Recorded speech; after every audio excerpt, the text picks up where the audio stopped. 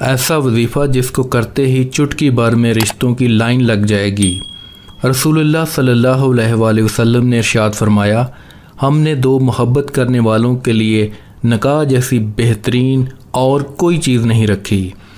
ناظرین، آج میں ایسا وظیفہ شیئر کرنے جا رہا ہوں جس کو پڑھتے ہی اللہ عز و جل کے حکم سے آپ کے گھر کے باہر رشتوں کی لائن لگ جائے گی، اور ایسے اچھے اور مناسب رشتے ہوں گے کہ آپ فیصلہ کرتے وقت پریشان ہو جائیں گے کہ رشتے تو سب ہی اچھے ہیں، اب کس رشتے کے لیے ہاں کی جائے۔ آج کل اچھے اور مناسب رشتے ڈھونڈنا بہت مشکل عمل ہے، اور اس معاملے میں انسان سر پکڑ کر بیٹھ جاتا ہے۔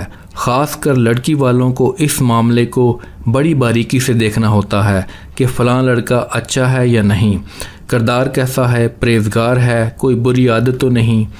اگر آپ بھی ان مسائل کا شکار ہیں تو اس وظیفہ پر ضرور عمل کریں۔ عمل اور ضروری ہدایات۔ یہ وظیفہ آپ نے نماز عصر کے بعد کرنا ہے، اور اللہ کے اسم اعظم یا اللہ یا فتح کو 200 مرتبہ پڑھنا ہے، 3 مرتبہ درود پاک پڑھنا ہے، آخر میں اللہ پاک سے دعا مانگنی ہے۔ اس عمل کو 31 مرتبہ کرنا ہے۔